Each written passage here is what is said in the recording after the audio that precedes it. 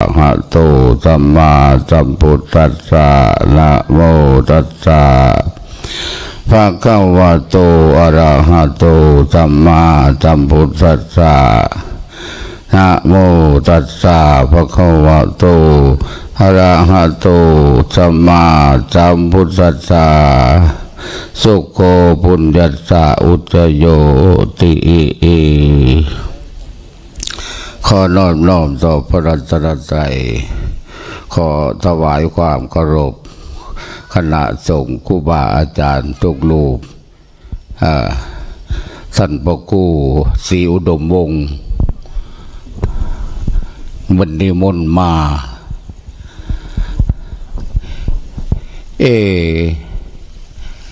นั่งฟังกับนอนฟังผู้ใดได้บุญหลายกว่ากันวะอาตมาว่านอนฟังได้บุญหลายเพราะว่าเทิงได้นอนเทิงได้ฟัง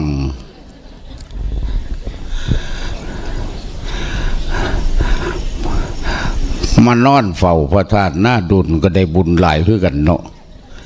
ไปนอนเฝ้าพระธาตุพนมก็ได้บุญหลายคือกันผู้โยก็ไก่เฮ็ดจังใดเงี้ยวะอาราธนาเทศว่ากันคือเห็นปากมาหลายคนแปลว่าได้ทุกคนเลยเนาะ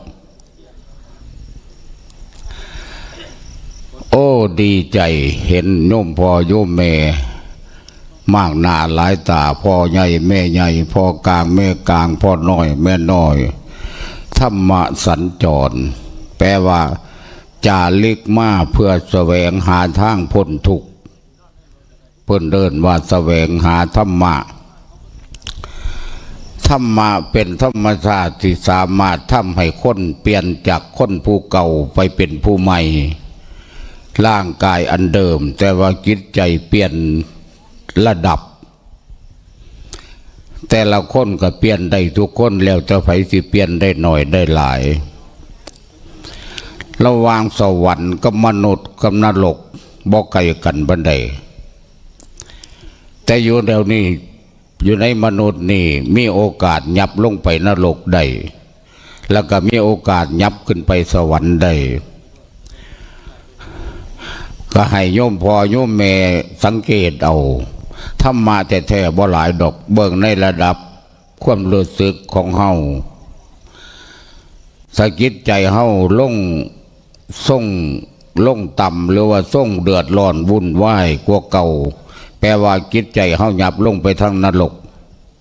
คันจิตใจเฮาส่งสดชื่นแจ่มใสเบิกบานล่าเริงก็แปลว่าหยับขึ้นไปทางสวรรค์จริงๆแล้วธรรมะบ่หลายภาษาบ้านเฮาเอิ้นว่าดีกับชั่วภาษาศาสนาเอิ้นว่าบุญกับบาปหรือสวรรค์กับนรกกับความหมายแบบเดียวกันแต่ว่าที่มาอยู่ในเดียวตามภาษาธรรมะว่าคุณสมบัติของเทวดามักแสวงหาทางพ้นทุกข์เทวดาที่มีความพ้นทุกข์อยู่ประมาณ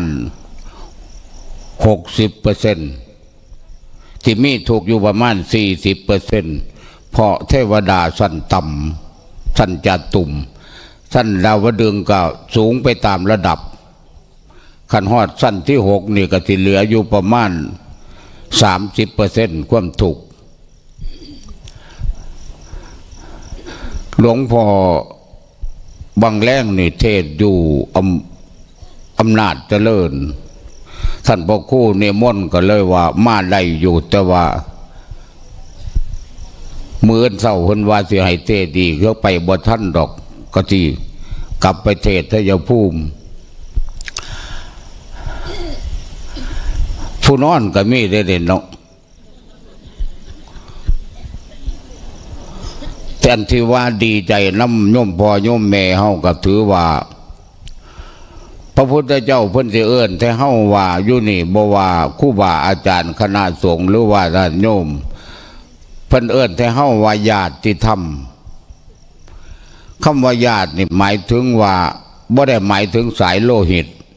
แต่หมายถึงคนประพฤติคล้ายๆกันแบบเดียวกันเพิ่นเลยเอิ้นว่าญาติกันแม้นสิสายโลหิต ญาติกันลูกพ่อแม่เดียวกันบ่เว้าน้ำกันก็มี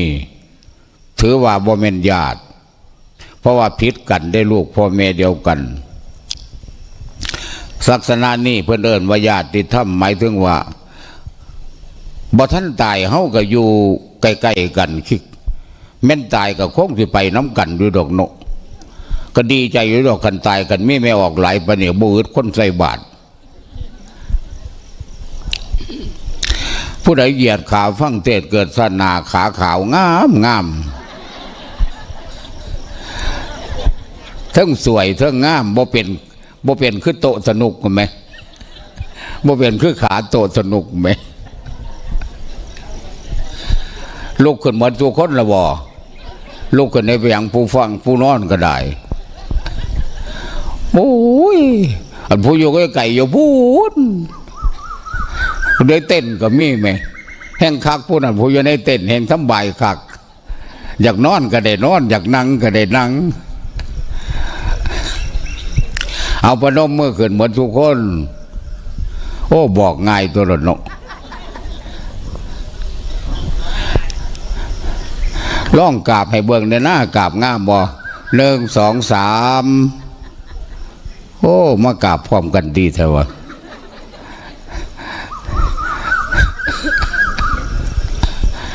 โบยแต่มันฝึกได้ดีครับเนาะป่านนี้ยังกราบบ่ทันแล้วอยู่บ่แม่นหาเที่ยตัวบ่นั้นพนมมือไว้อย่าเอาลงว่าตามเด้อสาธุสาธุบ่เอาว่าคอยบ่ได้ยินสาธุสาธุตั้งแต่นี้ต่อไปผู้ข้าที่ตั้งใจฟังเทศผู้ข้าที่ตั้งใจฟังเทศผู้ข้าที่บ่เหงานอนผู้ข้าที่บ่เหงานอนผู้ข้าที่บ่คุยกันผู้ข้าที่บ่คุยกันผู้ข้าที่บ่ย่างไปย่างมาผู้ข้าที่บ่ย่างไปย่างมาผู้ข้าที่บ่เหยียดขา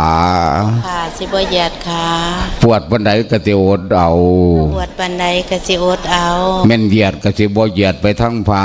แม่นเหยียดก็สิบ่เหยียดไปทั้งพาสิเหยียดไปทั้งหลังสิเหยียดไปทั้งหลังแต่สิเอาหน้ามาหาพาสิเอาหน้ามาหาพาสาธุสาธุเฮ็ดได้อยู่บ่เหยียดขาไปทั้งหลังแต่เอาหน้ามาทั้งพี่เฮ็ดได้อยู่บ่ไปยังคือเว้าไปทั่วทิพย์ทั่วแดนแท้คือเป็นบาน้ำผ้าบ่ผ้าเป็นก็เป็นน้ำผ้าบ่เจ้าค่ะผู้ใดเคยได้ฟังหลวงพ่อคำไหลเทศยกมือขึ้นเบิ่งโอ้ยบ่ต้องเทศเราได้ฟังเหมือนทุกคนเราหรือสิฟังอย่าบอกผู้ใดสิฟังยกมือขึ้นไผบ่ฟังเอามือลงนั่นได้คักปันหยังบัดเท่านี้ก็พอแล้วเนาะบ่ต้องเทศหลายดอกกุ้มค่าแล้วล่ะโยมพ่อโยมแม่ที่มาลำบากลำบนตรงที่เขาขอบิณฑบาตในเด้อน่าดีใจน้ำคณะสงฆ์โดยมิท่านพระครูวัดศรีอุดมวงศ์เป็นประธานเนาะซ่อมเบิงจักว่าองค์ใดเป็นประธานก็ขออภัยหาบ่แม่นก็สิดีใจน้ำเพิ่นเนี่ยเพิ่นสามารถรวบรวมญาติธรรมมาแสวงหาโมฆะธรรมโมฆะธรรมแปลว่าธรรมในเทืองพ้นผ้านี่เพิ่นรับศีลจากอุปชาพ่อขาวแม่ขาวนี่รับศีลจากพระขันคนมีศีลแล้วโตสมาธิมาไวเพราะว่าศีลบริบูรณ์ขันสมาธิมาแล้วโตปัญญาเกิดขึ้นง่ายปัญญานี่เป็นธรรมชาติที่สามารถเฮ็ดให้คนพ้นจากอันตรายพระพุทธเจ้าพ้นจัดไว้ว่าศีลสมาธิปัญญามันจะเกิดขึ้นมาเองสมาธินี่ตามความหมายของตัวสมาธิแท้ๆมันแปลว่าบ่หวั่นไหวแม่นคนสิเว้าพื้นคนสิด่าคนสิดูถูกเหยียดหยามมันก็บ่หวั่นไหวเพราะคนมีสมาธิอันที่มาหลายๆเนี่ยขันย่ำคนด่าเป็นยังไงหวั่นไหวบ่คือเป็นตมีสมาธิแต่ผู้ใดยังทรงเครียดอยู่เนี่ยยกมือขึ้นเบิ้ง โอ้ขออนุโมทนานำแสดงว่ากิเลสเบาบางไปหมดเราเด่นเนาะ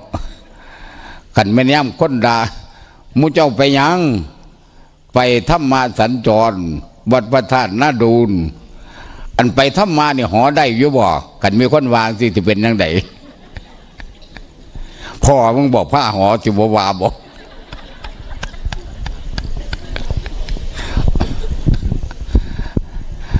ใส่ผู้ใดแน่ปวดขายกมือขึ้นเบิงผมว่าปวดหลายคนก็รอกกระเดียดแท้อธิษฐานบางในเปียงหามันเศร้าเอาพนมเมื่อคืนบาทนี่ละบาทคนที่เสียเส้นว่าตามเด้อสาธุสาธุเกิดชาตินายผู้ขาเป็นงูเอามันจังบ่มีขา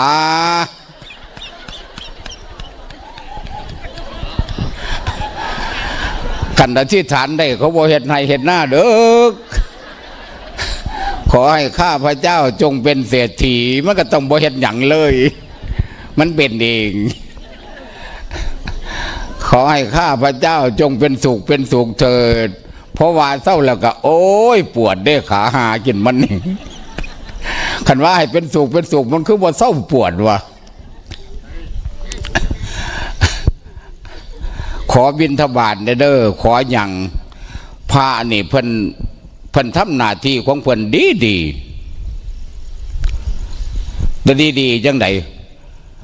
เฮาได้ทำวัดอยู่เลยเนาะทำวัดว่าจังไดสังโฆทุกขัสสะข้าตาเจ้าวิคาตาเจ้าหิตัสสเม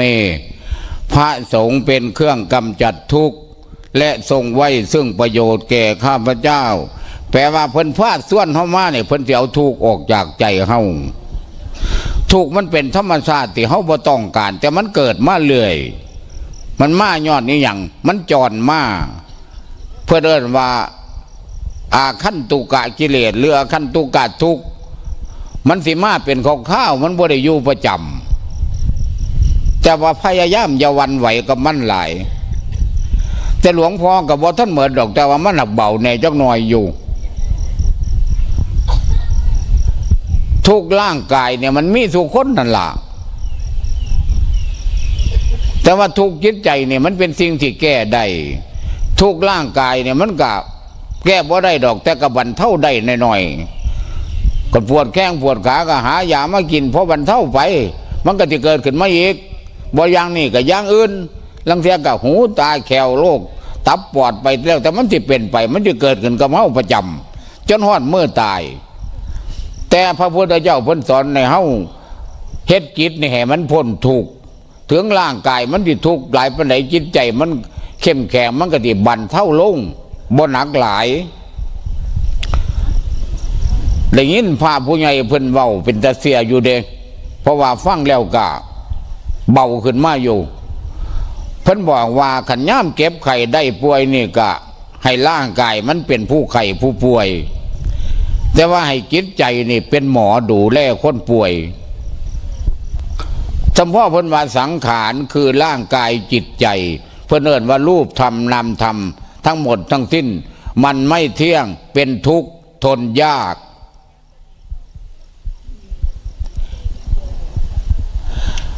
แต่ว่าอันนี้มันก็เฮ็ดยากแต่ว่ามันก็เบาขึ้นมาแน่อยู่ทุกมันก็มาทั้งบ่แม่นไม่แต่ล้ำลังขายอย่างเดียวเด้ทุกมาจากทั้งนอกเช่นว่าเขาด่าเขาเว้าเสียดเว้าสีเขาดูถูกเหยียดหยามเขาลักสิ่งลักของทุกมันก็มาหลวงพ่อว่าจังใดหลวงพ่อว่าขันเขาลักสิ่งลักของก็บ่ต้องไปปล่อยไปแซงเขาดอกให้ว่าโอ้ดีเนาะหลวงพ่อดีเนาะเราพาว่าดีเนาะเป็นอย่างสาธุให้กรรมเก่ามันเหมือนไปศาสตร์ก่อนเขาเคยเฮ็ดของเขาเถื่อเขาปล่อยเขาด่ากันผู้ใดเฮ็ดจังซี่ได้สบายแต่ก่อนอาตมาเทศบ่ได้เด้แต่เดินจงกรมนั่งสมาธินี่มันให้ลูกศึกเทศได้เทศก็เพราะมั่นใจพร้อมเด้ แต่เรื่องความทุกข์ในสังขารนี่ก็มีอยู่ดอกแต่ว่าเรื่องทุกข์ของสิมาทั้งนอกคนเว้าพื้นคนดูถูกเหยียดหยามนี่ปรากฏว่ามันเบาหลายหันหลังมองแม่ขาวด่าก็มีแม่โอ้ใส่สูทขาวจังไดจังด่าพระวะบ่แม่นทั้งเฮาเด้จักบ้านใดคือมันอยู่ในนี่ก็บ่จักอาตมาไปเทศอำเภอกระนวนมีแม่ออกโยมอำเภอกระนวนอยู่บ่อยู่นี่หักสิบ่จำหน้าเพิ่นบ่ได้ดอกเทศไปไม่อย่างนั้นแล้วหัวแห้งแม่อาตมาว่ามันเล่าใจขาดแม่เสียงหัวจังไดจังอาตมาเลยว่าบ่แม่นใจขาดตายแล้วบ่จะมาหาหยอหาหยังได้เถอะมื้อละกัดแขวเสื้อผ้าพร้อมวันนั้นแผ่เมตตายังดีไหมแผ่เมตตาได้ยังด่าพระวันนี้ไปเห็นโยมอำเภอใหม่อำเภอสหัสขันธ์น่ะเพิ่นมาจำศีลแล้วก็ล่าศีลไปหนึ่งเข้าใส่บาตรสุดขาวบ่ทันเปลี่ยนเด้อนี่ไปมองไหนอาตมาก็เว้าให้คนฟังเพราะว่ามันจำได้หนึ่งเข้าแล้วก็จังไดบ่นี่ไปกุกกักอยู่ทั้งครัวพุ่นน่ะจักสิใส่บ่ใส่อาตมาไปฮอดซื้อหน้าบ้านมื้อนี้เราบ่ใส่บ่คือเฉยๆว่ะแล้วย่างไก่หน้าบ้านไปบ่ไก่นี่ซ้ำเจ้าของเคียงนี่ออกมายังไงยังจมให้ผ้าแม่โอ้ยผ้านี่จังว่าฝ้าไปตายยังก็รอคุณวะเอาสิฝ้าไปตายยังนี้เจ้าของงมๆเศร้าๆอยู่หลังบ้านผมจังสิใส่บ่ใส่กันห้ายืนทากติว่ายืนท่าตายปกติว่าคือเก่ามันนี่มนบ่เป็นแม่เอิ้นเอาแม่หยุดที่ว่านิมนต์ท่านี้ก็บอกว่าอันนี้เราหยุดอาตมาก็หยุดท่าบัดหยุดท่าบัดถือเทียมเขากับถุงป่าแล่นไก่ไปอีกตั้งไก่ผู้รักเอาคนท่าอยู่นี่จังได๋คือแล่นไก่ไปบุญบัดนี้ไปนั่งคุบเข้าถ่ายอยู่ทั้งหน้าบุญอาตมาขึ้นในใจว่าไปโลดสิไปหอดไก่ปานใดย่างน้ำไปยืนซื้อนาเพื่อนก็ยกติ๊บเข่ากับถุงป่านิ่นทอด2 ตัวไว้จำได้เท่าตัวมือนี้ยกขึ้นอธิษฐานไว้มันชั่วโมงหนึ่งว่ะจ้าอธิษฐานอย่างก็รอเอาอยู่ว่าจันจนอาตมาขึ้นได้ใหญ่ว่ากูจิถ่าเอาบนอนนี่เนาะกันไม่ยังสิพอ10 คนนี่ค้ำแท้บ่ได้กินดอกเข่ามื้อนี้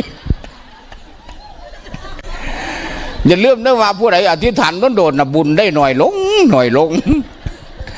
อย่าอธิษฐานโดดเลยไหมยกขึ้นกับสาธุเท่านี้ก็แล้วเพราะว่าคำว่าสาธุมันแปลว่าขอจงสำเร็จหมายถึงว่าผู้ตายไปก็ให้สำเร็จผู้เฮ็ดนี่ก็ให้สำเร็จคือกันอันนี้จมอยู่ว่าสันปู่ย่าตายายสมัยไหนก็ไล่อยู่ศาสตร์นั่นผู้ยืนถ่าก็เพราะตายหรอวันนี้พอจมขึ้นแล้วก็สาธุคือเก่าพอสาธุแล้วกับเปิดฝาที่เก่ามาจะมาอัดก้นกันถุงป่าผลุดมือลงขี้ดินบาดนี้จับถุงป่ากันมาเสร็จหัวเขาเซ้ยเลยบาดนี้อาตมาก็ขึ้นได้ใหญ่ว่าเสร็จโลดบางแล้วก็ผ่าคือกันละพอเสร็จแล้วก็ป้อนใส่บาดป๊อบบาดนี่มาคุ้มเอาฝาที่เข่าอัดก้นกันดีๆบัดที่จ้องเข่าผัดมือเส้นดากบาดนี่เพราะว่าเราคมขี้ดินอาตมาก็ขึ้นในใจว่าเสร็จโลดบางแล้วก็ผ่าคือกันละพอเสร็จแล้วกัดโยมเข่าวันนี้โยมเข่าได้หลายเต็มมือเลยมาว่างลงบาดเข่าผัดลงหน่อยเดียวนึ่งบาดนี่นอกนั้นเต็มอยู่มือผุนบาดนี่เอาไปเอามาดิดยุ่งสิแม่ดิดแล้วมันบอกเอาไปมาเซ็ตปากบาดอาตมานี่แม่อาตมาเลยคิดว่าให้มันหลุดมือลงนี่อย่าให้มันได้แหบขึ้นว่าพอเซ็ตแล้วมันออกเหมือนบัดนี่ติดนิ้วโป้มาผัดปากแหนบัดนี่อาตมาก็ขึ้นได้ใจกินน้ำกันละเฮาแต่เป็นพอแต่เนี้ยบ่ประกอบอาตมาก็แห้งหูหนวกเด้อนี่แต่ว่าอย่าเว้าเพื่อนเด้อกันเว้าเพื่อนมันได้ยินอยู่เด้ก็ยังว่าไปพักวัดหนึ่งอยู่ทั้งเมียงพ้นเห็นไหม ไปพ่อวัดนั่นพระสององค์หูหนวกทั้งสองอาตมาไปเป็น3,000เลยมันเนียนบันไห้พ้นนะแม่จังได้ยังลงคนละหม่องอาตมาจักสิลงน้ำองค์ใดไหมองค์นึงละวะสัพพะพุทธาทำเรื่องสัพธรรมาวะเดี๋ยวเอ้าตายทุกไปว่าพร้อมกันเนาะนี่บัดลงละวะพูดเรื่องสัพพะสังขาพูดนี้ยังธรรมาอยู่ไหมอาตมาจักสิลงน้ำองค์ใดพ่อแต่แนวบ่ประกอบให้ว่าพื้นผ่านเนี่ยถอดเลาะจักองค์2 องค์กับพ่อดอกบ่เว้าหลายดอกมาแต่จังหวัดจันทร์มาพ่อหลวงปู่องค์หนึ่งเจ้าจอยสิขึ้นรถมาพอขึ้นรถมาหล่นไอว่าสันบาดนี่อาตมาขึ้นว่าป้าโถกันไอหลายปันนี่จะไปไข้ใส่นอกบัดนี่ขึ้นมาทั้งรถแล้วอาตมาก็บ่ได้สั่งแล้วดอกว่าให้ฟังซื้อบัดอะไรวะนิมนต์นั่งหลวงปู่นิมนต์นั่งติดอาตมาเลยพอนั่งติดเราก็ไอไปด้วย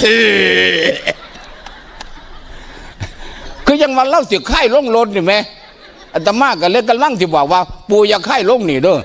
รถจังว่าโยกจังไหนมาไข้ใส่ตักอาตมานี่กองเล่เล่บาดอาตมาก็เหลียวเบิ้งยงเสียโอ้ดีเนาะพ่อหลวงพ่อดีเนาะเราพ่อว่าดีเนาะเนี่ยวันนี้เราเฝ้าไปหยิบกีวรเรามาวันมันเราสิมาเซตออกไปหมดให้มันเหลือหน่อยๆยังเราเอามายองเสียกันเลยแม่กีวรอาตมาเป็นอย่างย่อยๆอยู่วันนี้อาตมาก็คิดในใจคือบ่แม่นของเฮาคือได้ส่วนแบ่งทอกันวะยังมาเก็บ40 ปีมาเนี่ยบ่ได้สั่งคนจักเที่ยอยู่ได้แม่หลายหม่องอยู่เด้ว่าให้เว้าพื้นอีกจักองค์2 องค์เนี่ยเท่าไว้บ่ได้รังเกียจได้เห็นจังสั้นก็ได้อันนี้ขออภัยเนาะองค์นั้นอกสุขภาพเราบ่ดีแต่เราบวชโดนเราได้ว่าไงข้าเจ้านิมนต์เราเทศแม่เอาเราอยู่เทศได้บ่สังขารเราเป็นจังซี่แม่จังซี่แม่ห่วยจังใดเราสิเทศได้เราสิตั้งนะโมถือบ่เกิดว่าเราขึ้นไปเราก็ตั้งนะโมอย่างดีแล้วขออภัยตอนเราเทศอาตมาหัวจนว่าไปบ่ได้เราเทศแล้วอาตมาไปนั่งสมาธิโยมไม่นั่งไปนั่งมาเหม็นขี้โอ้ยเหม็นขี้ก็มาเว้าสู่กันฟังนางที่แรกคือว่าเหม็นท่านเบิ่งไปเบิ่งมาอะไรแต่หัวเขาไปทับมันโอ้ยหัวจนมันใส่ขนบัดเดียวว่าอีกองค์เดียวกันเท่าดอกว่าหลายดอกว่าพื้นป่าองค์นี้มันเป็นตะย่านแนวเนืองไปยังไงอันขนดังน่ะจังว่าจงไว้เห็นอย่างจังบตัดเงาไก่ออกมากจนคายเปียอาตมาเห็นที่สันเขาแสบบ่กันขนดังเงาปันนี่บ่ได้รังเกียจได้ว่าให้ฟังตื้อยังไม่เศร้าเขาสันเขาต้มเด้งานปฏิบัติธรรม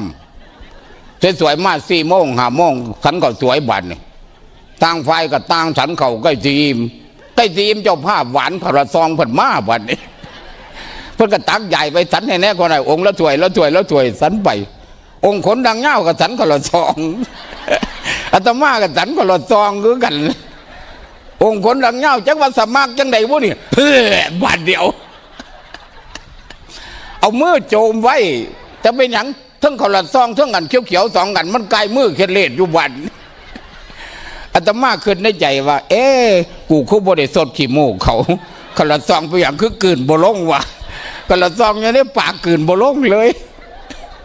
ว่าเท่านี้แหละว่าพื้นผ้าว่าหลายดอกบ่ได้รังเกียจดอกว่าให้ฟังซื่อ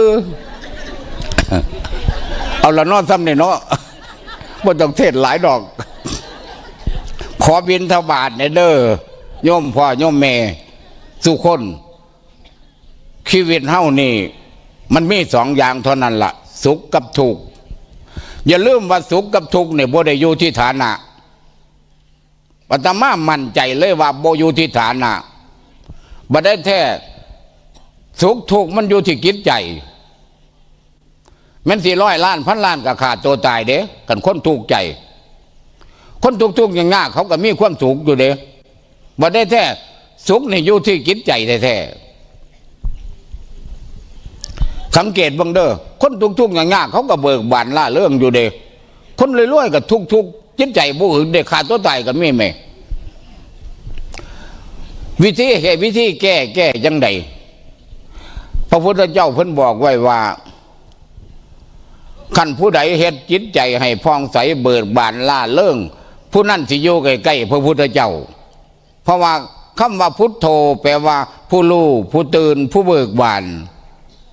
บ่แม่นผู้เศร้าหมองบ่แม่นผู้วุ่นวายคนถือศาสนาพุทธนี่ถ้ายังทุกข์ใจอยู่ถือว่าอยู่ไกลศาสนาอย่างคักเลยเพราะว่าศาสนานี่เฮ็ดให้คนพ้นทุกข์กระสั้นพันถ้ามาบ่เจริญมาปันนี้ดอกคันบ่พ้นได้แปลว่ามันพ้นได้อยู่แต่องค์นี้ก็มีอยู่ดอกทุกข์แต่มันหน่อยมันเบาลงแต่ก่อนนี่โอ้ยอาฆาตจองเวรบ่แม่นน้อยเลยบ่ให้ฟังประวัติตั้งแต่เป็นหนุ่มไปเล่นไพ่น้ำกัน4 คนแต่ละบาทสิทธิ์จนว่ามือเหี่ยวเหมือนสิทธิ์ไพ่ไหมมันได้เด็กมา6 ทุ่มตี 1อ่ะลมมันพัดตะเกียงมอดมันใต้ตะเกียงขึ้นมาเงินกองกลาง4 บาทหายบ่มีผู้เอาเจ้าคนอาตมาก็ใจหายแล้วด่าเลยแม่โคตรพอบ่ได้เอาบ่มีผู้บากเจ้าคนวันนี้พ่อใหญ่น่ะก็สับไผ่ปั๊บอันผู้พ่อหลวงอ้อนผัดเดมือตัดไผ่อาตมาเลยว่าพ่อใหญ่เอาให้เพิ่นตัดเพิ่นเดแขนถ่าจนไฟตะเกียงล้นแขนดำหมดแล้วบ่ดำคือหน้าแม่มึงดอกเขาวางจริงมันปั๊บในหัวใจนี่ป้าปืนก็มีอยู่ได้พกอยู่ในแอวคันสิยิ่งตอนนั้นก็พ่อก็สิเสียเงินเจ้าของก็สิเข้าคุกไม่หยังเหรอสิถ่ายรูปบ่แม่นเขาถ่ายเอาเบิดหรอบ่คนมาถ่ายหลายเหรอเด้ถ่ายโลดว่าสิบ่ทันหมูเอาบ่ได้ยินเดี๋ยวหูหนวกเด้อนี่ขออนุญาตถามซื้อเนี่ยเอาโลดวันนี้พอเขาวางเสร็จมันก็บาดใจบ้ากันกูยิ่งตอนนี้พอกูเสียเงินกูก็เข้าคุกมึงเมื่อใดเมื่อนึงมึงตายแท้ขึ้นในใจออกจากนั้นมาผัดไปกรุงเทพบัดนี่กลับมาบวชเราขนาดบวชอยู่2 ปีมันยังคิดว่ากูจะแก้ผเหลียงไว้นี่นุ่งกางเกงไปยิ่งมันตายแล้วกลับออกมาห่มผเหลียงคือเก่ามันคิดไว้แต่มันก็ด้วยอานิสงส์ที่ทำวัดสวดมนต์อยู่เรื่อยบ่เคยเฮ็ดก็เฮ็ดไปเดินนั่งสมาธิก็นั่งไปถึงท่านหลับบ่ฮู้อยากบวชไหมคิดอยู่2 ปีออกจากนั้นมาบวชแล้วมันเข้ากรรมฐานอยู่วัดนั่นที่กาล่ามข้างสนามม้าขอนแก่นอาจารย์สว่างสมัยนั้นเปิดร่มกรรมฐานก็ไปเข้ากรรมฐานนั่นเพิ่นเข้าไปอยู่น้ำท่านเจ้าคุณท่านพระครูสุคนคณะลักษณ์บ้านหนองเลี้ยวหนังอำเภอหนองกรุงศรีแล้วก็ให้เข้ากรรมฐาน4-5 ปีออกมาบานิเทศได้กลับไปบ้านไปเทศบ้านอันผู้ที่เขาว่าสิไปหลักยิ่งนี่ไหมเรามีลูกเราติดเหล้าก็เอิ้นเขาพ่อใหญ่บ้านเนี่ยพ่อใหญ่ลูกเจ้ามันยังน้อยยังหนุ่มเจ้าก็รักษามันในเพียงถ้ามันเศร้าเจ้าก็จะได้กินเฮียกินแห้งมันตัวมันบอกบ่ฟังในยาคู่คันบอกบ่ฟังอาม่าข่อยจะไปบวชให้ตะกี้เขาว่าสิไปลักขาเขาแม่แต่บัดนี้สิขันอาสาเขาเอาลูกเขามาบวชแปลว่าบ่แม่นคนผู้เก่าแม่นบ่ย้อนเดินจงกรมเด้นี่เพราะฉะนั้นผู้ใดที่มีอาฆาตจองเว้นที่มีในใจเอาออกให้หมดเลยอย่าเอาไว้ตัวนั้นมันสนิมเนี่ยอยู่น้ำเหล็กมันสิกัดเหล็กถ้ามันอยู่น้ำผู้ใดมันสิทำร้ายผู้นั้นอย่างน้อยๆมันสิให้โทษ4 อย่าง 1หัวงอกง่ายอันผู้งอกแล้วก็แล้วไปเด้อ 2อายุก็บ่ยืน3กินข้าวก็บ่แซ่บ4นอนหลับก็ฝันลายเด้คนสร้างคนคันผู้ใดฮักเจ้าของนี่ให้ฮักผู้อื่นเด้อถ้าเฮาฮักผู้อื่นแล้วความฮักน่ะมันสิย้อนขึ้นมาหาเฮาคันผู้ใดสร้างคนเนี่ยความสร้างน่ะมันสิย้อนขึ้นมาหาเฮา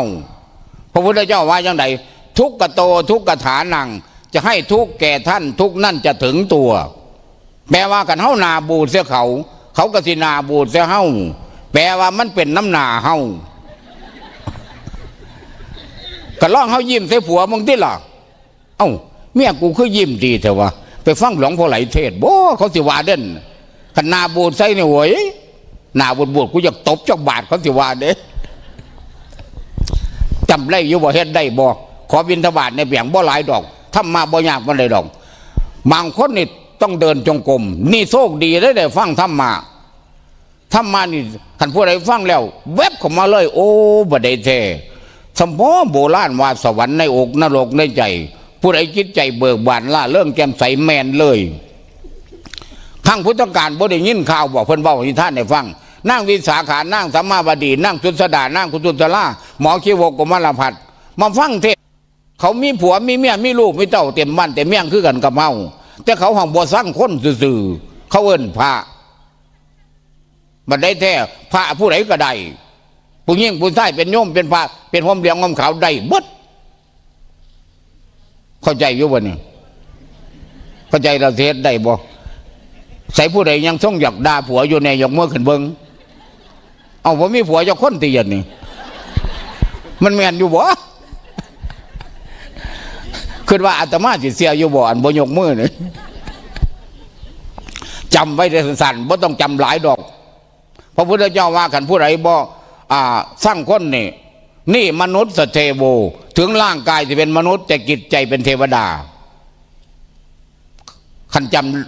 ำแล้วจังสิพยายามเฮ็ดให้ได้ฝืนจังหน่อยเขาบ่ได้เดินจงกรมบ่ได้นั่งสมาธิก็ตามแต่ว่าขันผู้ใดอยากพ้นย่างถาวรไปเดินจงกรมนั่งสมาธิ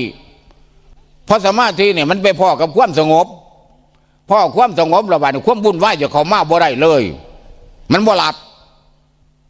ยังเก่งก็ยิ้มซื่อๆเขาด่าเฮาเนี่ยก็ยิ้มซื่อๆเพราะความสงบเพราะความเย็นนี่มันบ่หลับความร้อน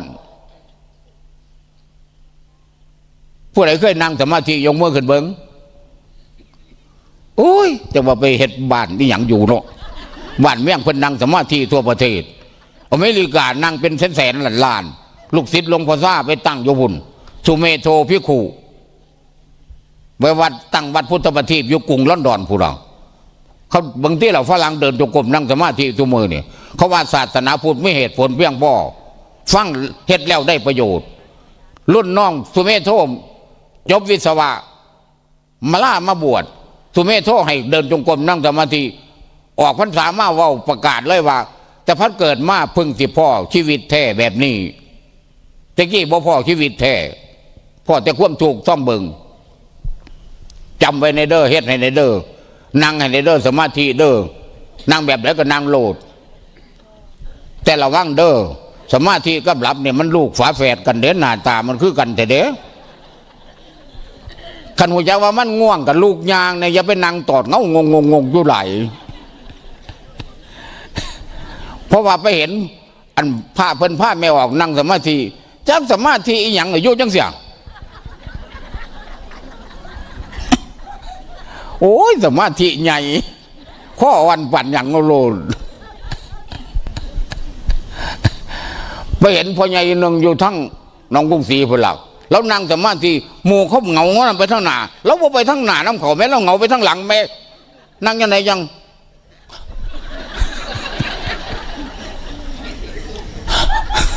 ห่วยอาตมาว่าหัวที่บนออกพื้นบนหล่อเดี่ยวนี่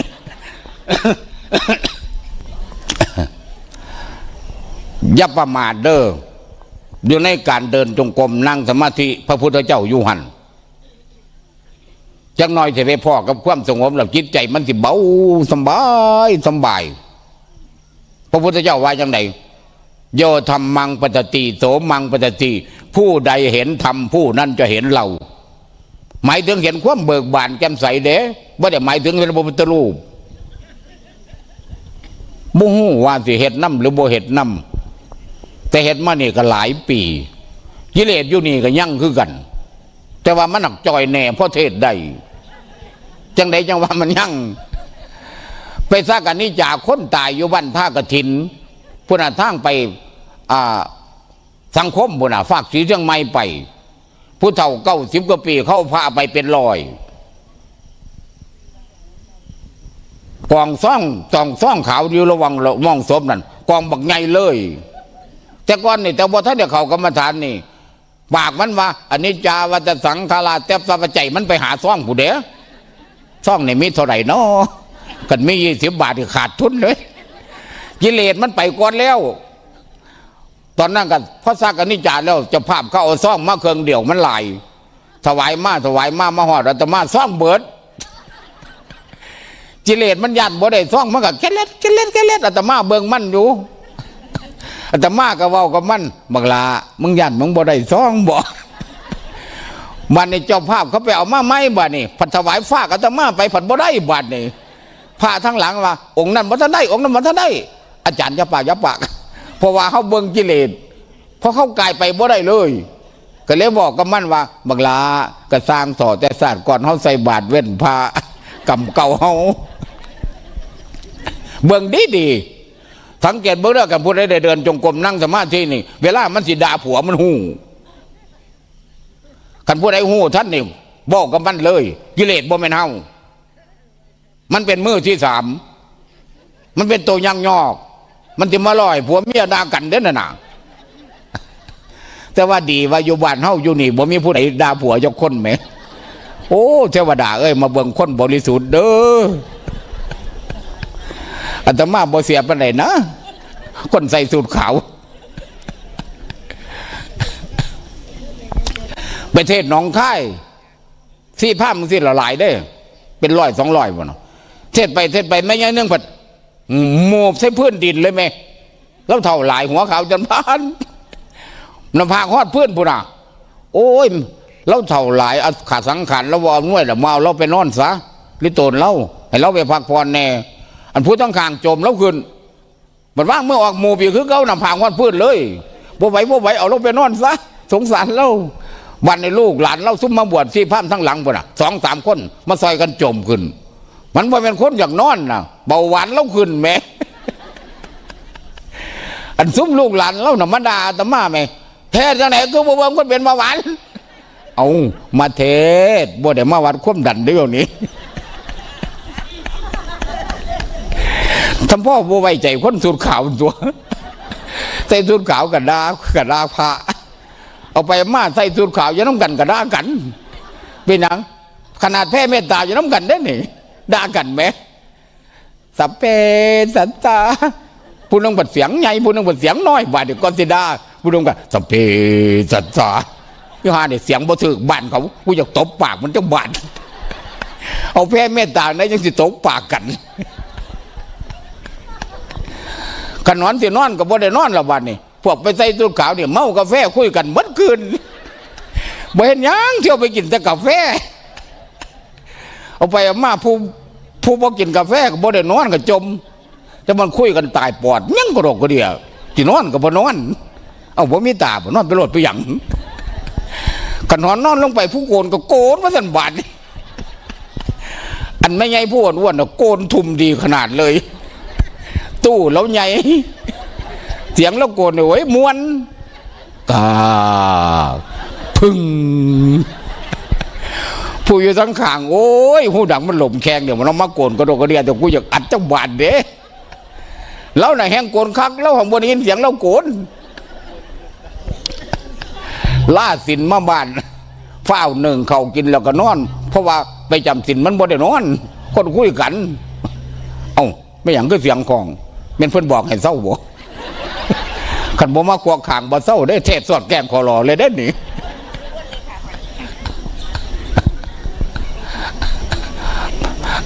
มันนี่ล่าสินมาบ้านหนึ่งเขาง่ายกินแล้วก็นอนบ้านนี่โกนมาสั่นบ้านนี่ผัวก็ย่างไก่ไปไก่มาบ่เศร้าเมียผัดโกนเป็นตาย่านบ้านนี่กาดักผัวเลยว่าเหมือนแท้บ้านนี่ขาดผัวขาดเมียกันเลยย่ายสิตบปากก็บาดว่าผมเป็นมงคลแท้เอาย่ายไปจำศีลกันใจให้อยู่บ่ว่ามันพระอินทร์พระปูนตะวันปุ่นนะมาหอดวัดนี่สัพเพสัตตาสัตว์ทั้งหลายที่เป็นเพื่อนถูกเหมือนเมียงทั้งแผ่เมตตาโบราณวางใดมือถือสากปากถือศีลขันล่าศีลมาเด็กน้อยขี่โม่ใส่ห้านาก็บ่ได้นั่นมันบักขาล่งทองมันนี่ซ้ำบ่แหบโคกตายเลยเนาะ มาหอดวันก็สับเพสัตตาตลอดวันนี่เหมือนเมี่ยงทั้งแพรเมตแพ้เมตตาเนี่ยว่ามันแพ้ให้ซุ่มตายแล้วเด้อสัตว์ทั้งหลายที่เกิดแก่เก็บตายด้วยกันทั้งหมดทั้งสิ้นอย่าได้มีภัยมีเวรแก่กันและกันเลยอันซุ่มตายแล้วนี่ซุ่มขาแล้วนี่แพ้เมื่อจนเลียดตาออกกับบกขึ้นมาเรามีกรรมเป็นของตนเรามีกรรมเป็นเผ่าพันธุ์เรามีกินกรรมเป็นผู้ติดตามให้ผลพระพุทธเจ้าใส่ศาสตร์มาจากศาสตร์พระโมคคัลลาใส่มหาร้อยศาสตร์เพราะว่าแต่ศาสตร์ก่อนขาแม่ตาบอดฟังควบเมียเกิดมาถ้าใดถือเขาขาด499ศาสตร์ขนาดนั่งสมาธิได้ท่านจนว่าหอได้จังฮึกว่าโอ้กรรมเก่าบ่ท่านเหมิดขันบ่ลงไปให้เขาขาดซะเนี่ยให้มันครบ500ศาสตร์ต้องลงมาให้โจรทุบจนว่ามูลเหมิดจังไปปรินิพพานทั้งอากาศปุ่นอ่ะจังครบ500ศาสตร์ทำเพราะว่าผู้เฒ่าด่าลูกว่าบักเว้น500แล้วแม่บัดได้แต่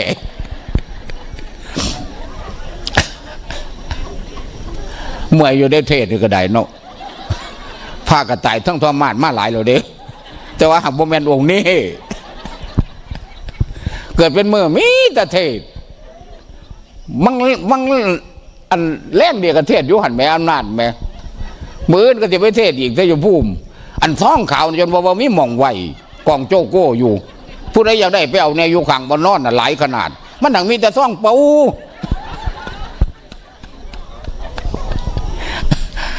เดี๋ยวว่าเห็นหน้ากันแล้วไปเด้อกำไผกำมัน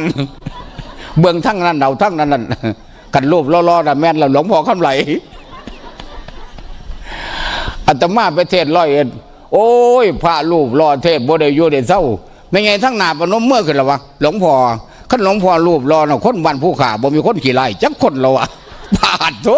แสดงว่าอาตมาเนี่ยขี่ไล่ของคนเหมือนบ้านเราแม่โอ้เราคือกล่าวว่าวะ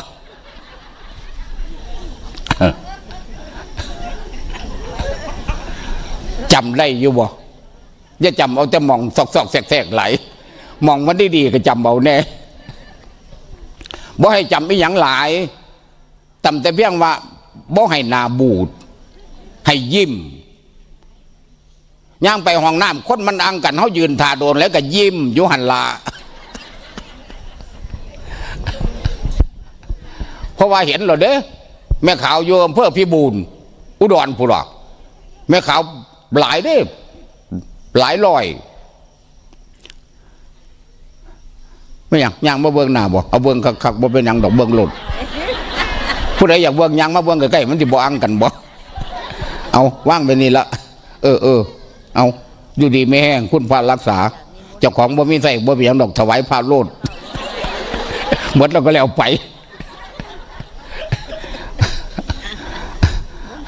ว่าขันมาสีเทศทอดแกงทับอย่างเหรอ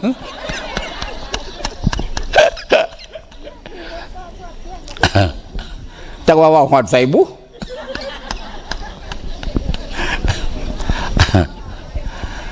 กิเลสเป็นธรรมชาติที่เฮ็ดให้สัตว์โลกทั้งหมดเดือดร้อนพระพุทธเจ้าบอกว่าแม่นสิเลี้ยนสูงเลี้ยนต่ำก็ตามบ่เกี่ยวผู้ยิ่งผู้ชายก็ตามบ่เกี่ยวเลี้ยนสูงปานใดก็ตามพระพุทธรูปอยู่บ้านหลายองค์ปานใดก็ตามเจ้าของอยู่เลี้ยนจำบัดได้แท้พระพุทธรูปก็บ่ได้ซอยเฮาบ่ได้ดูถูกเพิ่นเด้เอาไว้แทนเป็นสัญลักษณ์ของพ่อผู้ให้กำเนิดของสัจธรรมลูกพ่อเฮาอยู่บ้านนี่ลูกชายอยู่คุกแปลว่าลูกพ่อก็บ่ได้ซอยเฮาผู้ใดทำกรรมเองผู้นั้นจะได้รับโทษเองเบื้องแต่คนเขาวัดเพียงไปสวดแข่งกันพระพุทธเจ้าว่านักเรียนนักสวดนักคิดนักแต่งนี่คือลูกจ้างเลี้ยงโคไม่ใช่เจ้าของโคเรียนบ่ได้ก็ตามสวดบ่ได้ก็ตามว่าแต่ทำใจได้มโนบุพังขมาธรรมามโนเศรษฐามโนมยาทำทั้งหลายมีใจเป็นใหญ่ขันผู้ใดจิตใจคุณมั่วเศร้าหมองอย่าคิดว่าจะได้ไปสวรรค์ถ้าผู้ใดจิตใจเบิกบานล่าเริ่มแจ่มใสบ่ต้องย่านตกนรกเมื่อนี้บ่ต้องนอนก็ได้ยิ้มเหมือนขึ้นเลยเห็นได้อยู่บ่บอกเราเด้ไปเทศอำเภอพิบูล ที่พามหลายๆห้องน้ำมันอังกันพอ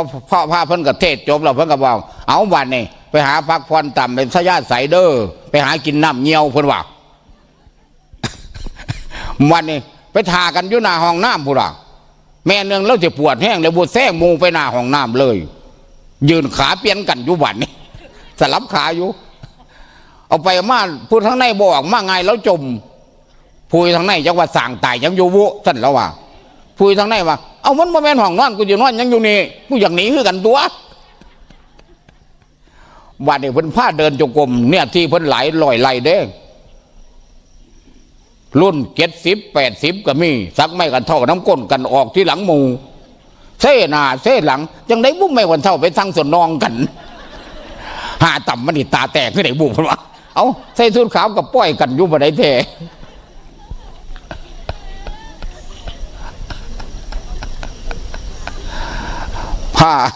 ผ้าเดินจงกรมคุณหญิงคุณนายก็มีวะโอ้ใส่รองเท้าส่วนสูงเดินจงกรมไหมคนหลายเด้แม่ขาวหลายจำได้อยู่ว่ากิเลสบ่แม่นเฮาถ้าเฮาหลงกลมั่นก็ถือว่าเฮาปัญญาเฮาบ่สูงปัญญาเฮาต่ำกิเลสมันเลยข่ม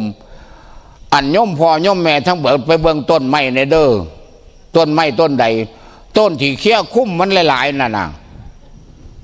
เขี้ยคุ้มมดเลยหมู่กุซูเลยน่าสงสารมันบอกมันบ่ได้รับแสงแดดบ่ได้รับออกซิเจนน้ำเขาเลยพอเขี้ยคุ้มมันพระพุทธเจ้ายังบอกว่ากิเลสเหมือนดังเทวันถ้ามันได้คุ้มผู้ใดเนี่ยมันติจำหัวหน้าผัวก็บ่ได้ก็เพิ่งแต่ผัวกินเหล่ามาหน่อยๆน้องบักหน้าหมาซะแตกตายตะเหล่านะแสดงว่ามันจำหน้าผัวบ่ได้เด้อนั่นนะแต่ว่าดีเนาะอยู่นี่บ่มีผู้ใดเถียงผัวเจ้าคนบ่มีผู้ใดด่าผัวเจ้าคนป้าตัวคนยังมาบริสุทธิ์กระดอกกระเดียดแต่หน้าเงิดว่ะแต่ขนาดเทศกรรมฐานปันนี่มันยังมีในวิกิเลสไหมจังใดจังว่ามีกิเลสไม่ออกทุกมวยเนี่ยก็มึนว่ะบ่แม่นอยู่นี่เด้อยู่หม่องเงินผู้ราบ่แม่นอยู่ไหนจังใดจังว่ามึนล้วนล่ามหอดผ้าแม่เอาใส่คำมาล้วนล่ามเข้าใจอยู่บ่อาตมาไปเทศสถานีวิทยุเสรภูมิเทศแล้วก็บอกเบอร์ไปแล้วก็โทรมาอาตมาว่าโอ้ขอนำก่อนเด้ออย่าเฝ้าโทษตอนนี้เด้อกำลังเทศอยู่ให้เทศจบซะก่อนจังโทษเด้อเจ้าข้าเพิ่นว่าบัดเทศจบแล้วโทรมาหลายสายอันสายหนึ่งน่ะมึนหลวงพ่อผู้ขาได้ยินแต่เสียงทั้งวิทยุคือสิผู้งามเนาะเพิ่นว่าผู้งามอยู่ลูกครึ่งตัวก็เลยวางสิ ลูกครึ่งจังใดหลวงพ่อเอาพอสุรินทร์แม่ศรีสะเกษสวยกับกระเหม็นผู้ขาได้ยินแต่เสียงทั้งวิทยุคือสิสูงขาวหลาดเจ้าหลวงพ่อคุณว่าเอากระสูงขาวตัวก็ยังว่าลูกครึ่งหลวงพ่อพระมาเทศ101บอกสิไปเทศอยู่อำเภอเสบ้านขวาวบ้านปานั่นเพิ่นจะงานปริวาสวันที่15 เมษายนป้าตกคือโดนแต่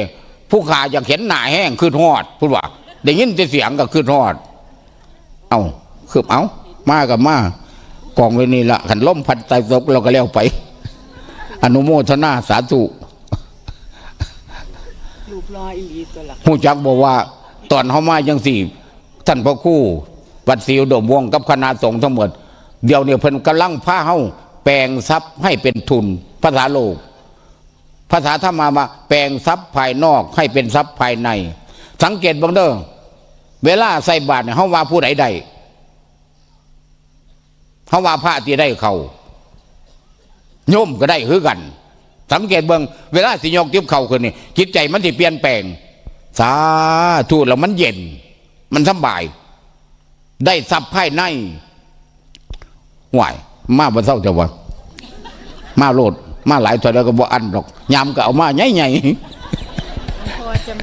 เอาอยู่ดีไม่แห้งพุทธพารักษา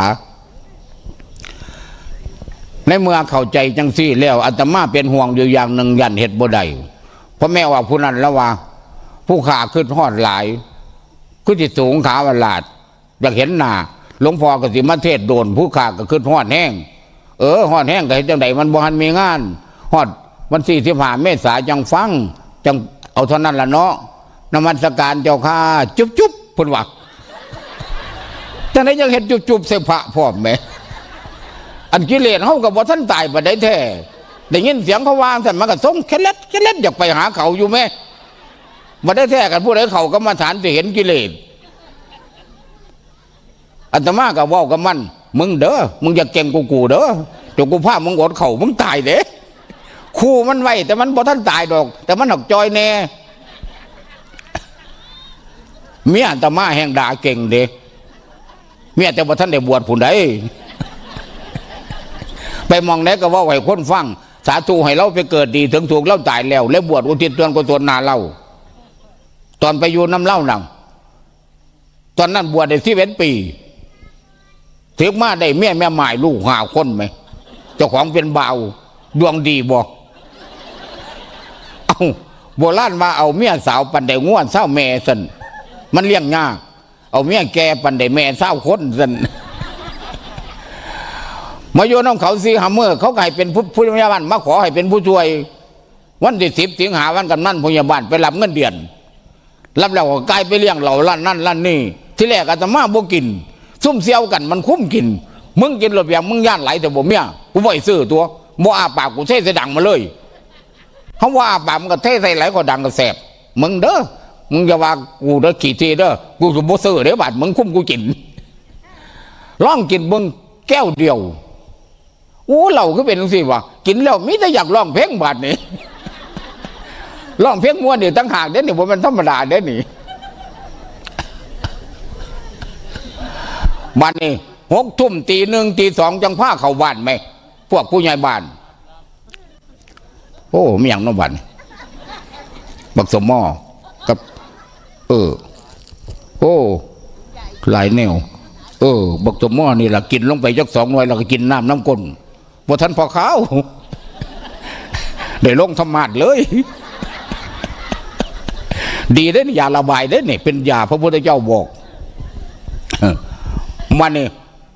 ไปเลี้ยงเหล่าล้านนั่นล้านนี่6 ทุ่มตี 1เขามาบ้านสติมันก็ดีคือเก่าเพราะเขากรรมฐานมาฮอดหน้าประตูหน้าบ้านย่านเมียด่าเอิ้นเสียก่อนเลยคุณแม่เปิดประตูเนี่ยไอ้พี่เอิ้นเขาใหญ่แล้วเขาเกิดก่อน4 ปีแต่วันนั้นเขาก็ด่าคือเก่าไหมสแตกเราไม่ได้บ่ต้องเข้ามาหรอกเอ้าอย่าว่าสแตกคุณแม่มันสิเก็บทองบ่ต้องเข้ามาดอกนอนอยู่นอกพุ่นน่ะนอนใส่กับว่าดอกเปิดประตูเมาเงินไว้แน่มันจะไปเที่ยวอีกมันจะเหมือนวันเสียงประตูก็เก๊กเพิ่นห่วงเงินหรือไดบ่พอก็เปิดประตูมาเฮาก็บ่ทันจกเงินให้เข้าไปในห้องเจ้าคนจังเว้าจกเงินให้รูปหลังพร้อมคุณแม่อย่าให้เป็นบาปเป็นกรรมเด้อใหญ่พี่เด้อบ่ลืมดอกบุญคุณเว้าก็ให้อยู่ดีไม่แห้งคันเก็บไข่ได้ป่วยสิดูแลดีที่สุดต้มก็ต้มในเด้อคนสวยน่ารักเข้ามาโอ้ยจะเป็นกูยากนำคนขี่เมากินมาแล้วให้ยากกูวะตะกี้ว่าถ้าแตกบัดนี้ว่ากินไหมแปลว่ามันเศร้าเราเด็ดมันอ่อนลงเราเด็ดนั่นน่ะบ่ท่านพ่อข้าวนี่เอานี่ข้าวต้มกูว่าเอ้าน้ำยังคุณแม่เรื่องเหลียงบ่แม่นน้ำเหี่ยวบ่บ้าบ่น้ำต้มเฟี้ยงตัวมันจังเศร้าเมาไว้สั่นอาตมาก็ดมบางคนหล่อนมันน้ำเหลียงบ่ไว้ใจคนจำไว้ในเด้อขันผู้ใดบ่ได้นั่งสมาธิฟังอาตมาเราเฮ็ดนำเลยขันได้นั่งสมาธิบ่ได้บอกยากเวลาคนด่ามาเนี่ยมันสิบ่หลับผัวหน้าเบื้องนี่พวกได้นั่งสมาธิมาเห็นผัวหน้าเบื้องนี่เขาจะแก้ทันทีคุณพ่ออีพ่อรูปรอหน้าเบื้องคือเป็นตาหักแต่อายมันอ่อนลงทันทีเขาแก้ง่ายพวกเขากรรมฐานข้างขี้ข้านเขาขันผ้าเดินจงกรมมาเดินกับป่านหาห้างมิมเบิดยูฟ้าพุ่นเนาะจังว่าหายังให้เป็นสวดนะคักด้วยดอกเวลาพยาวัฏอเนกาตุกีตะนังปริหารันตุมดเวียงสังสวดบดขึ้นสวดแกล้งกันล่าสินมาผู้ใดต่อยก็บ่ได้เขาเอิ้นถามล่าสินมาย้ายมันจะใส่คือใส่ชุดขาวมันจะจำศีลหอได้อยู่ว่าพ่อบางทีผ้าหอมเหมือนเมี่ยงทั้งด่าคนกลับมาหอดบ้าน ล่าสินมาสุดขาวว่าท่านเปลี่ยนซ้ำไก่ผัดเคียนหนันผักบ้านนี่หาคือว่ากินมันแน่นอนไก่มันคือเคียคักแต่นอไปหอดวัดกับสับเปสัตตาสลับวัดนี่มาหอดบ้านหมาขี่เสนาบ้านบ้านนี้หมาตัวใดนอนกูสร้างบ่เห็นแท้กูเดี๋ยวมันแอวลากก็มองนี่มันเป็นอย่างว่ามาขี่แต่ตะหนีแท้มาหอดวัดกับสับเปสัตตาละวัดนี่ล่าสินมาบ้านโอ้ยเกิดสัตว์ใดก็ยายกูพ่อเจ้าผัวนี่จะแม่นบ่ส่วนบ่ต่างที่หนึ่งเข้าทาก็บ่ได้กูเป็นเพิงผ้าอาศัยยังก็บ่ได้เกิดสัตว์ใดก็ยายให้กูพ่อเจ้าผัวแบบนี้ให้กูพ่อแต่สัตว์นี่เถาะผัวเลยว่ากูก็ไผอยู่นี่เฮ้ยกูกับเมืองละตีว่ามันกูกับกูสันผัวกับสลาดคืออย่างนี้เด้เขาบอกไปวัดเขาก็ทำใจได้ภาษาโลกว่าทำใจบางคนเขาฟังแล้วเขาเห็นได้เลยเด้พระพุทธเจ้าว่าสุตมยปัญญาเอื้นว่าบรรลุด้วยกันฟังคำว่าบรรลุว่าหมายถึงหอขึ้นฟ้าเด้หมายถึงว่าคนมีความโกรธหลายๆแล้วมันลดลงเป็นคันลงอย่าลืมเด้อ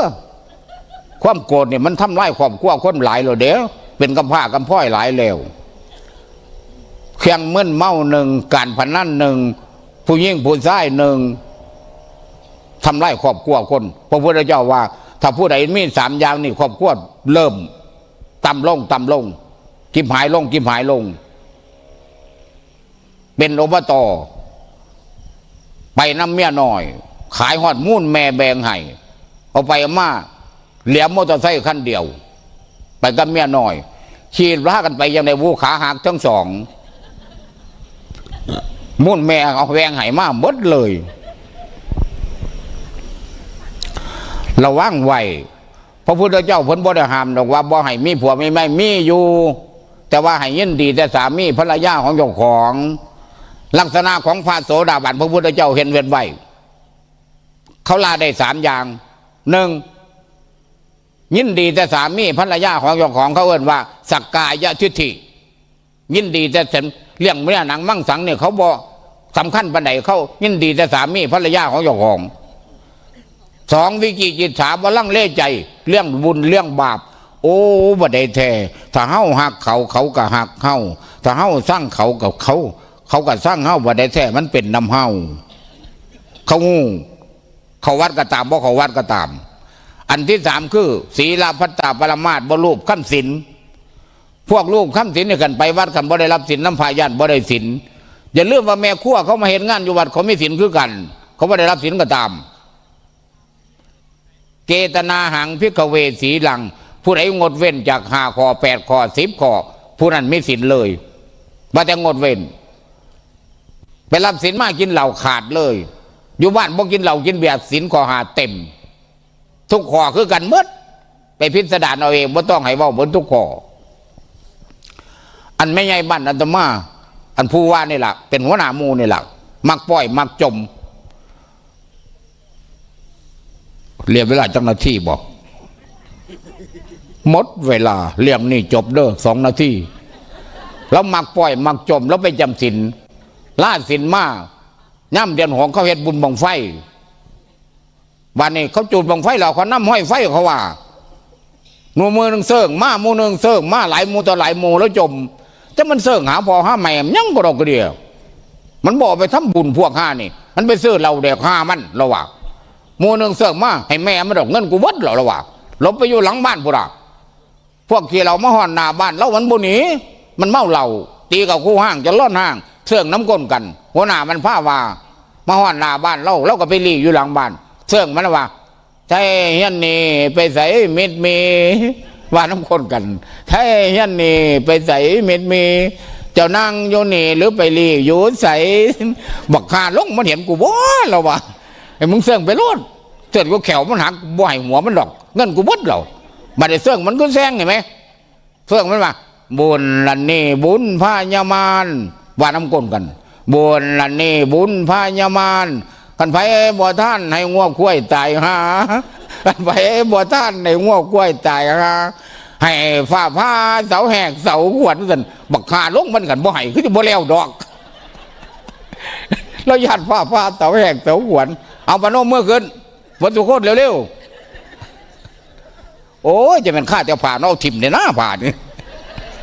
ปนมเมื่อคืนว่าตามท่องคาถาเทวดาเหล่าพ่อจำไว้ตลอดชีวิตบ่แม่นจำฮอดเมื่อตายเด้จำตลอดชีวิตว่าตามดังๆเด้อหูหนวกเด้อนี่สาธุสาธุบ่ได้เงินบ่เอาบ่แห้งว่าไม่สาธุสาธุสาธุสาธุ ตั้งแต่นี้ต่อไป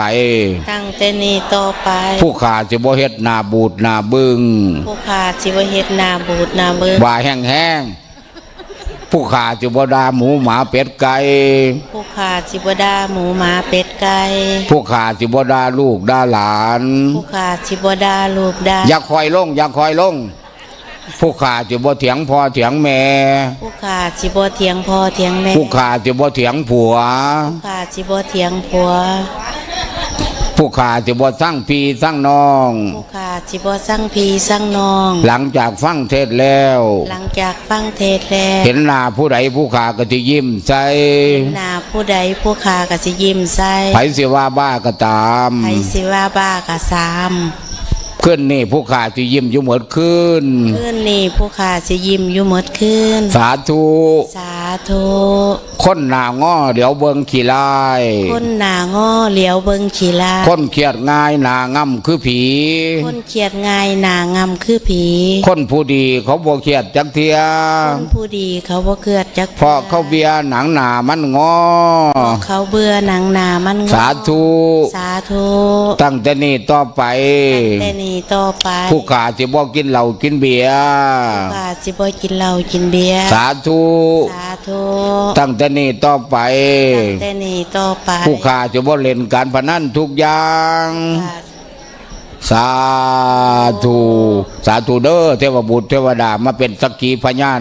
ญาติโยมฟังเทศมื้อนี้เพิ่นสิเฮ็ดนำเมิดทุกคนตั้งแต่นี้ต่อไปเพิ่นสิเป็นพระในบ้าน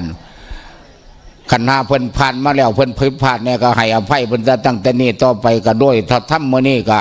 ขอให้ความคุณมั่วเศร้าหมองออกจากจิตใจญาติโยมให้หมด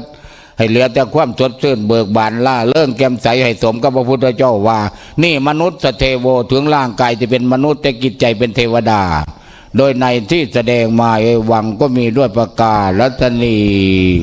สาธุแห้งแห้งกว่านั้น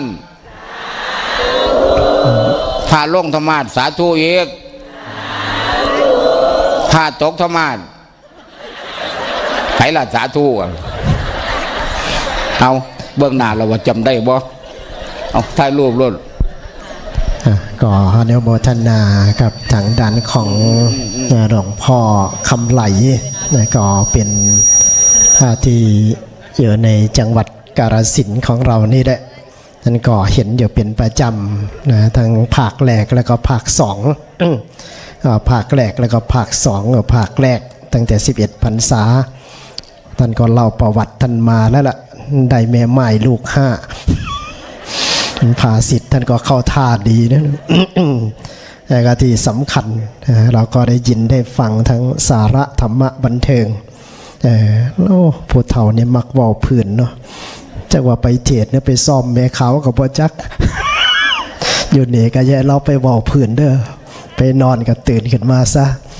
อนุโมทนาเจริญพรเดือแทนได้ถวายนะทายาธรรมได้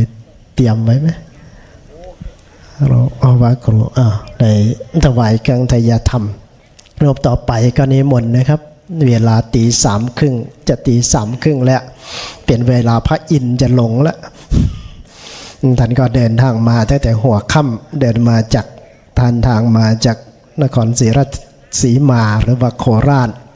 จะเปิดโอกาสให้ครูบาอาจารย์ที่เดินทางมาจากทางไกลรูปต่อไปก็คือท่านพระอาจารย์สรายุทธเดินทางมาจากนู้นสุพรรณบุรีนะพาญาติพาโยมมาร่วม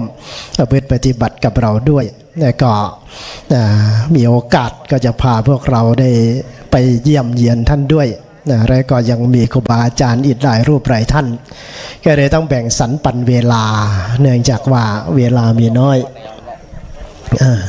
เดี๋ยวพรเดี๋ยวโยมไปรับรวบเดียวทีกันเดียวเลยก่อนนิมนต์หลวงพ่ออินนะครับ ก็นิมนต์เวลาที่จัดสรรให้นี้ก็ครูบาอาจารย์บางรูปท่านก็สละที่จะไม่ได้ขึ้นธรรมาสน์เปิดโอกาสให้ครูบาอาจารย์ที่เดินทางมาจากทางไกลเห็นบ่บอกว่าอย่าสินังด้น สีลงกันยากบัดนี้ละพระสิเดวาโยมสิเดวาพื้นพระ ตกธรรมาสตาย ก็โดยความ คุ้นเคยอีกอย่างหนึ่งก็ ในฐานะที่พรรษาเยอะกว่าก็แซวได้อันนี้หมดนะครับหลวงพ่ออินอยู่ไหมเห็นแวบๆแล้วก็มีตารางอยู่ในรายชื่อถ้าไม่อยู่แล้วก็จะได้นิมนต์รูปต่อไปเราสวดพุทธคุณธรรมคุณรอท่านชักหน่อยหนึ่งว่าจะมาหรือไม่มาก็จะได้นิมนต์ครูบาอาจารย์ท่านสราวุธกันก่อนแล้วก็รูปต่อไปพระครูวิมลนะครับพระครูวิบูลย์อยู่ข้างหลังผมไม่ได้มองทางนี้นิมนต์ครับถ้าใครได้ยินฟังสถานีวิทยุพระพุทธศาสนาที่โคราชหรือว่าเทศคู่กับหลวงพ่อบัวเรียนก็รูปนี้แหละถามตอบปัญหาแต่วันนี้ท่านมาเดี่ยวพระอินทร์บินมาคนเดียวบัวเรียนไม่ได้มาก็ตั้งจิตตั้งใจฟังที่รอครูบาอาจารย์ขึ้นธรรมาสน์แล้วก็สวดพุทธคุณธรรมคุณเพื่อได้น้อมจิตเข้าถึงพระรัตนตรัยน้อมใจเพื่อเกิดศรัทธาอิติปิโสภะคะวะอะระหังสัมมาสัมพุทโธวิชชาจารณะสัมปันโนสุขโตกเวตุอนุตตโรปุริสธรรมสารติสันสาเทวามนุนสานังพุทโตภควาติสวาคาโตภควตาธัมโมสันทิติโกอากาลิโกเอหิปัสสิโกปัญญิโกปัญจัตตังเวทิตาโพวินโยมเยติสุปฏิปันโนภะคะวะโตสาวกสังโฆอุชุปฏิปันโนภะคะวะโตสาวกสังโฆยายาปฏิปันโนภะคะวะโตสาวกสังโฆสามิติปฏิปันโนภะคะวะโตสาวกสังโฆยะติตังจัตตาริปุริสายุคานิอันทาปุริสาปุคคลาเอสะภะคะวะโตสาวกสังโฆหุนเอยโยปาหุนเอยโยทัพกินเอยโยอัญชริการณิโยอนุตตรังปุญญเกตังโลกัสสติคุบเข่าขึ้นโยมกับองค์แสดงธรรมและก็อาราธนาธรรมพร้อมกันครับ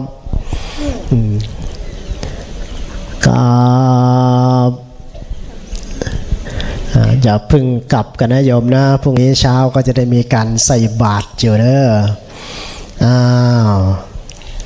อาราธนาพร้อมกันก็ดีจะได้ปลุกตัวเองให้ตื่นฝืนจากสติด้วย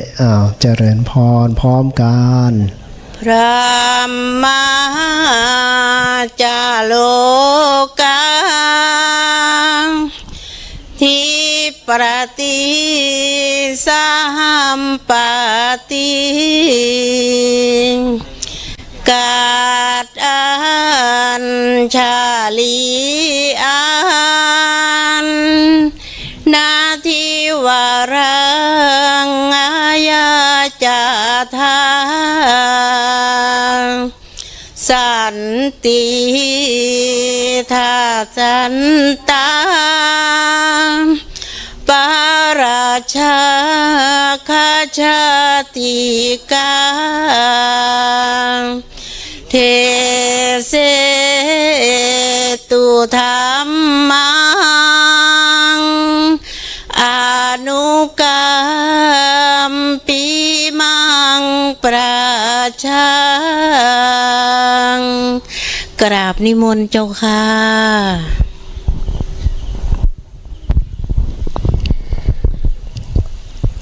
นะโมตัสสะภะคะวะโตอะระหะโตสัมมาสัมพุทธัสสะนะโมตัสสะภะคะวะโตอะระหะโตสัมมาสัมพุทธัสสะนะโมตัสสะภะคะวะโตอะระหะโตสัมมาสัมพุทธัสสะกาเลนะธัมมัสสวนังเอตัมมังคลมุตตมันติโยมสาธุอีกสักครั้งโยมตื่นได้รับนี่ โอ้ยฟังเทศน์ครูบาอาจารย์ชื่นใจพยายามปลุกตัวเองให้มีคำว่าพุทโธพุทธะเป็นผู้รู้ผู้ตื่นผู้เบิกบานมาครั้งนี้ชื่นใจนะปีก่อนที่โควิดจะลุยงานปีนั้นรู้สึกว่าโยมจะไม่มากเท่าปีนี้จัดปีแรกก็มากเลยก็ดีใจอนุโมทนาแล้วก็ครูบาอาจารย์ได้มาให้แง่คิดทำให้พวกเราได้ตื่นเบิกบานกันอย่างยิ้มแย้มแจ่มใสเลยนะ โยมว่าตามสักนิดหนึ่งโยมว่าตามอาตมาเลยธรรมะธรรมะธรรมะคนจะดีเพราะมีธรรมะ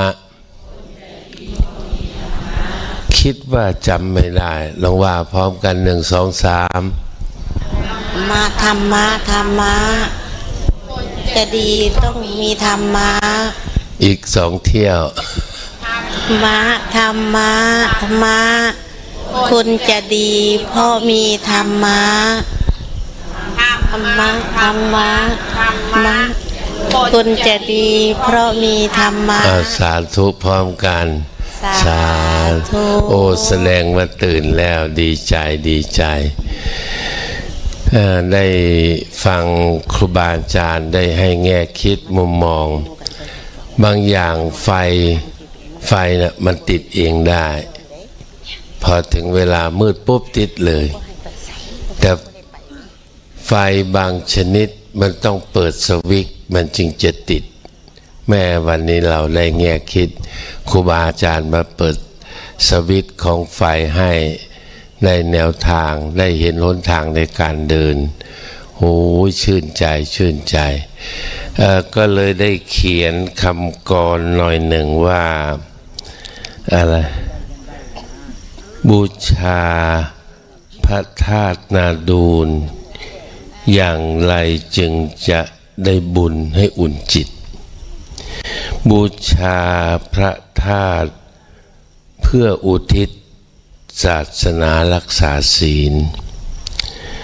บูชาพระธาตุเพื่อขัดเกลาล้างมลทินบูชาพระธาตุเพื่อสิ้นอาสวะชนะมารบูชาพระธาตุเพื่อตอบแทนบุญคุณพ่อแม่บูชาพระธาตุเพื่อเผยแผ่ศาสนาไปให้ไพศาลบูชาพระธาตุเพื่อสืบต่อศาสนายาวนานบูชาพระธาตุเพื่ออ่านศึกษาหาความจริงก็ได้เขียนว่าคนเราที่จริงพยายามเปิดหนังสือหน้าไหนก็เพื่อจะเปิดอ่านฉะนั้นอ่านตัวให้ออก บอกตัวเองให้ได้ใช้ตัวเองให้เป็นเห็นตัวเองให้ชัดจัดตัวเองให้ถูกปลูกตัวเองให้เป็นถ้าปลูกไม่เป็นแล้วก็แน่นอนนะที่มันจะงอกงามไพบูรณ์ในพระพุทธศาสนานั้นก็ยากอย่างยิ่งฉะนั้นมองเห็นว่าพระพุทธศาสนาค่าล้ำเลิศประเสริฐยิ่งเป็นสัจจริงทุกอย่างไม่ควรวางเฉยเมื่อพบแล้วรัตนะอย่าละเลยมัวเฉยเมยหมดโอกาสพลาดของดีฉะนั้นก็ต้องขออนุโมทนากับครูบาอาจารย์นะซึ่งมองเห็นว่าญาติโยมทำยังไงจึงจะได้มีโอกาสได้ฟังหมู่สงฆ์ทำยังไงจึงจะได้ให้ธรรมะแก่ญาติโยมก็พอมองเห็นตรงนี้ปุ๊บเอาพระธาตุซึ่งเราได้เคารพบูชาสักการะเป็นที่ยิ่งแล้วก็มารวมกันที่นี่แล้วก็ประกาศว่าทุกคนโยมอยากอายุยืนไหมโยมอยากไหมโยม120 ปีเอาไหม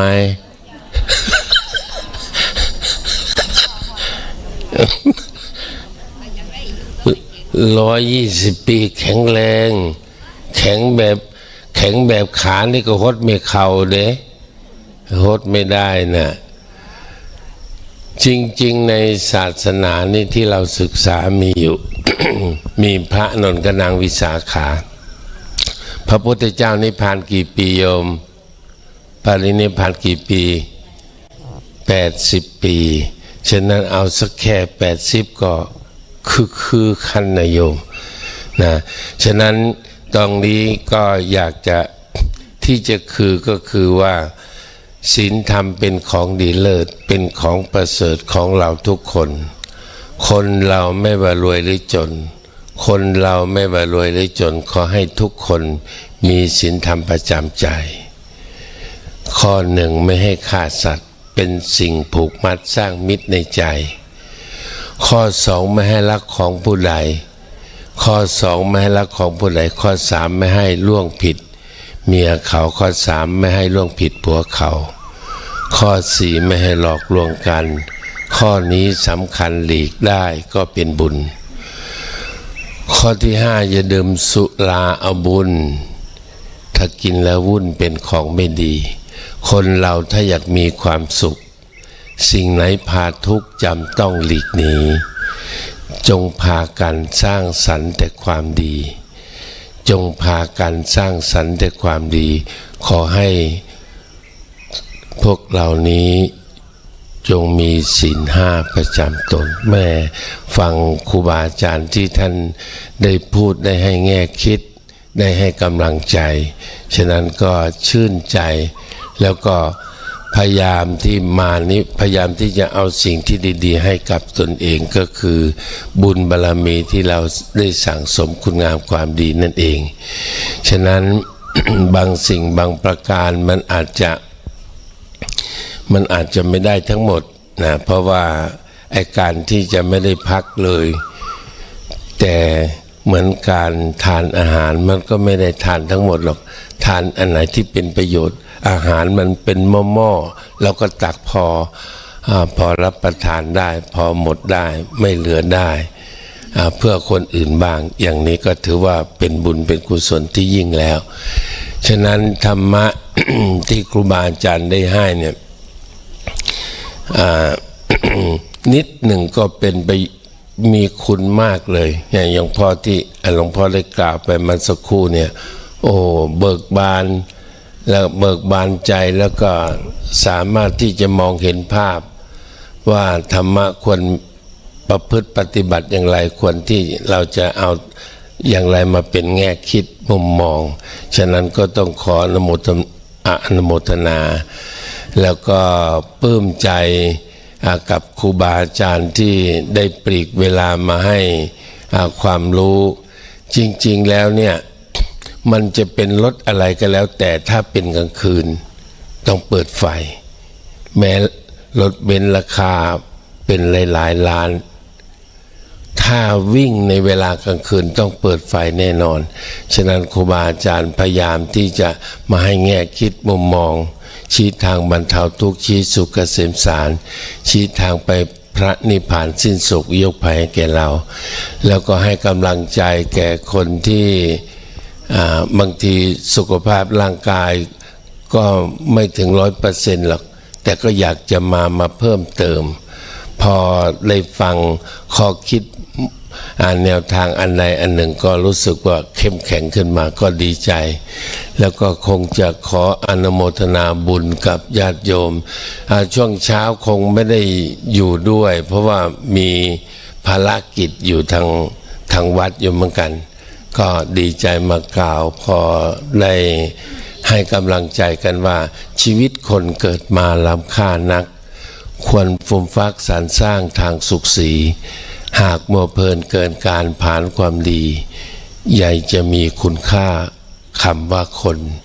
แม้ยากจนแสนเข็ญเป็นยาจกควรหยิบยกคุณธรรมนำเหตุผลจะพองผุดสุดเลิศประเสริฐล้นอันความจนไม่ใช่นามกั้นความดีสำหรับวันนี้ก็ขออนุโมทนาดีใจกับทุกๆคนแล้วได้ฟังมากได้ฟังน้อยคนเราอาจจะกินข้าวไม่เท่ากันแต่อิ่มเหมือนกันทำอันใดเลิศบุญอันใดประเสริฐที่เกิดขึ้นในศาสนานี้ขอให้ทุกท่านจงมีส่วนแห่งบุญจงมีส่วนแห่งธรรมในการฟังธรรมะในการอบรมธรรมะในค่ำคืนของวันนี้ด้วยกันทุกท่านทุกตนด้วยเถิดสาธุสาธุอนุโมทนากับทางด้านของหลวงพ่ออินถึงท่านก็มีธุระที่จะต้องเดินทางกลับจากนี้ไปโคราชก็คงจะสว่างพอดีแต่ท่านก็ยังมีเมตตาที่จะอยู่พบปะพวกเราจริงก็ไม่ได้ถามครูบาอาจารย์ว่ารูปไหนมีธุระจะไปก่อนไปหลังแต่ถึงอย่างไรก็ตามท่านพระสารีบุตรเองท่านบอกว่าพระพุทธเจ้าท่านก็ทรงตรัสว่าบุคคลบางคนพูดมากแต่ว่าประโยชน์น้อยบุคคลพูดน้อยแต่ประโยชน์มากแม้แต่เพียงภาษิตเดียวถึงเป็นพุทธภาษิตหรือว่าเป็นภาษิตที่มีสาระและก็ประโยชน์จากด้านที่ให้พวกเรากำลังจิตกำลังใจและก็ให้มุ่งมั่นในการสร้างอัตยาศัยแห่งศรัทธาแค่นี้ก็ถือว่ามีประโยชน์มากมายถ้าเรารู้จักแง่ในการคิดแล้วก็จิตในการฟังเราต้องกราบขอบพระคุณในเมตตาธรรมของครูบาอาจารย์ของหลวงพ่อเราคุบเข่าขึ้นกราบบูชาคุณและก็บูชาธรรมโอกาสที่เราจะได้ยินได้ฟังและก็เมตตาธรรมจากครูบาอาจารย์พระมหาเถระนะบุญยิ่งกว่าบุญนะโยมนะถ้าโยมได้ระลึกบุญโยมได้หรือว่าระลึกบุญโยมออกโยมก็จะรู้ว่าบุญที่เราได้มาเจอครูบาอาจารย์